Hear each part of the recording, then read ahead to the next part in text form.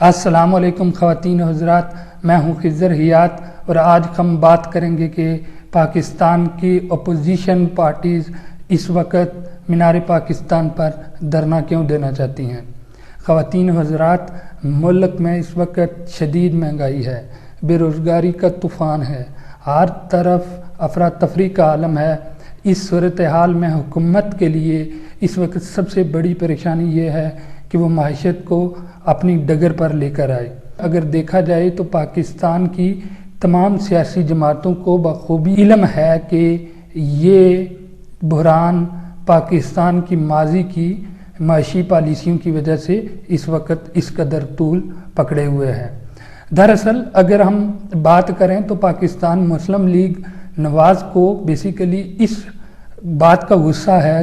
انہیں ماضی قریب میں ہونے والے اس الیکشن میں باقاعدہ آزادی کے ساتھ شمولیت نہیں کرنے دی گئی۔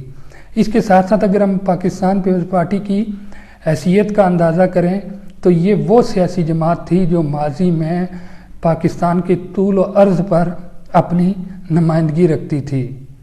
اور اس جماعت کے حوالے سے یہ کہا جاتا تھا کہ یہ پاکستان کے چاروں صوبوں کی زنجیر ہے۔ اگر اس حوالے سے ہم تجزیہ کریں تو پاکستان کی یہ دو بڑی جماعتیں، ان میں سے ایک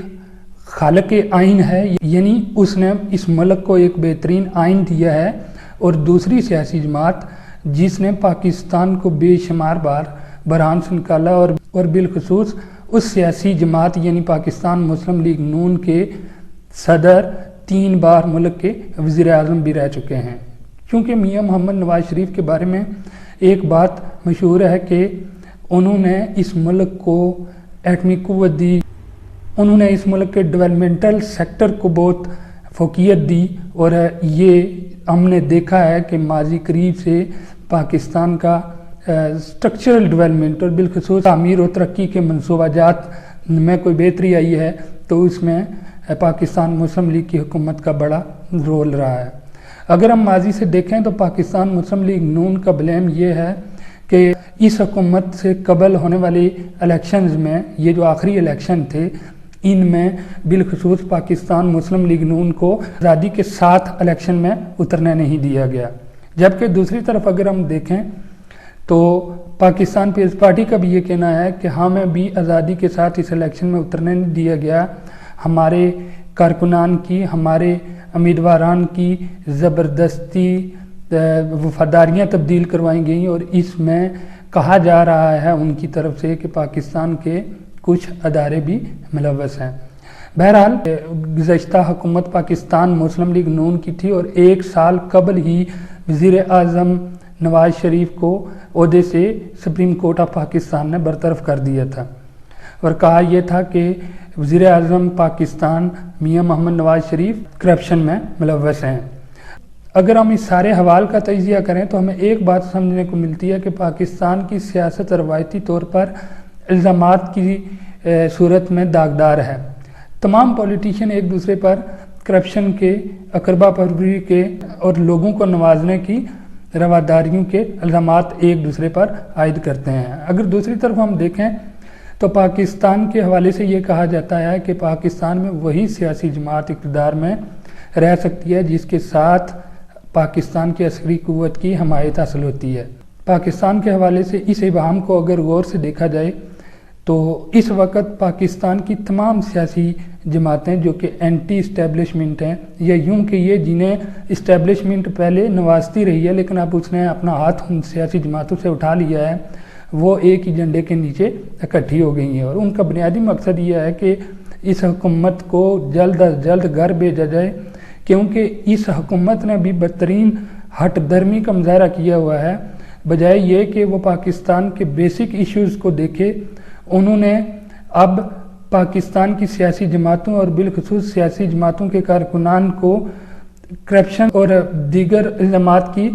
بنا پر گرفتار کیا ہوا ہے، اور پاکستان کا کرپشن کے خلاف کارروائی کرنے والا ادارہ نیب بالخصوص اس کے پاس الزامات زیادہ ہوتے ہیں اور ثبوت کم ہوتے ہیں، جس کی پاداش میں سیاسی جماعتوں کے کارکن ایک عرصہ تک جیلوں اور بالخصوص عدالتوں کے چکر لگاتے ہیں اور آخر میں بری کر دیے جاتے ہیں۔ پاکستان میں اس وقت قانون کی عملداری کا فقدان ہے۔ پاکستان میں اس وقت جمہوری رواداری کا فقدان ہے، اور یہ جمہوری رواداری کا نہ ہونا بیسیکلی اس ملک میں جمہوریت کے تسلسل کو روکنے کی سب سے بڑی وجہ ہے۔ جوں ہی پاکستان جمہوریت کے ڈگر پر آتا ہے تو اس کے بعد سیاسی جماعتیں ہی اسٹیبلشمنٹ کو یہ وجہ فراہم کرتی ہیں کہ وہ پاکستان کی سیاسی نظام کو لپیٹ کر سائڈ پہ رکھ دے۔ اگر ہم اس سارے کا غور سے تجزیہ کریں تو ہم دیکھیں گے کہ اس وقت پاکستان مسلم لیگ نون اور پاکستان پیپلز پارٹی کی مکمل خواہش یہ ہے کہ حکومت کو برطرف کروایا جائے یا پھر اس حکومت کو سیاسی لپیٹ میں لا کر گھر بھیجا جائے۔ لیکن اگر ہم دیکھیں تو اسٹیبلشمنٹ اور موجودہ پاکستان تحریک انصاف کی حکومت کی یہ درینہ خواہش ہے کہ یہ حکومت 5 سال پورے کرے، اور حکومت کا کہنا یہ ہے کہ اس وقت ہم کرپشن کے خلاف برسر پیکار ہیں اور اس ملک کو ڈگر پر لے آئے ہیں۔ بہرحال اسٹیبلشمنٹ اور سیاسی جماعتوں کے اس ٹکراؤ میں بالآخر جیت ہمیشہ سے ماضی کی طرح اسٹیبلشمنٹ کی ہوگی، اور اس کے بعد دیکھنے میں یہ آئے گا پاکستان کی یہی جماعتیں جمہوریت کا راگ لاپیں گی اور ایک نئی تحریک کے ساتھ سامنے آ جائیں گی۔ بات کرنے کی یہ ہے کہ ماضی میں بھی ان غلطیوں کی وجہ سے ایوب خان کو، پھر ضیاء الحق کو اور مشرف کو یہ موقع ملا کہ انہوں نے ملک سے جمہوریت کا نظام لپیٹ کے رکھ دیا۔ اگر اس ساری صورتحال کو اگر ہم دیکھیں تو اس وقت سیاسی جماعتوں کو یہ چاہیے کہ وہ بجائے اس کے کہ حکومت کو گھر بھیجنے کی بات کریں، وہ پاکستان کی جینون ایشوز اٹھائیں۔ پاکستان مسلم لیگ نون کے قائد میاں محمد نواز شریف کی اسٹیبلشمنٹ کے خلاف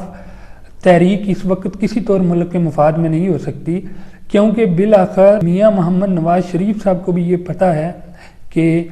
پاکستان میں جو بھی تبدیلی آئے گی وہ اسٹیبلشمنٹ کی منشا کے ساتھ ہی آئے گی،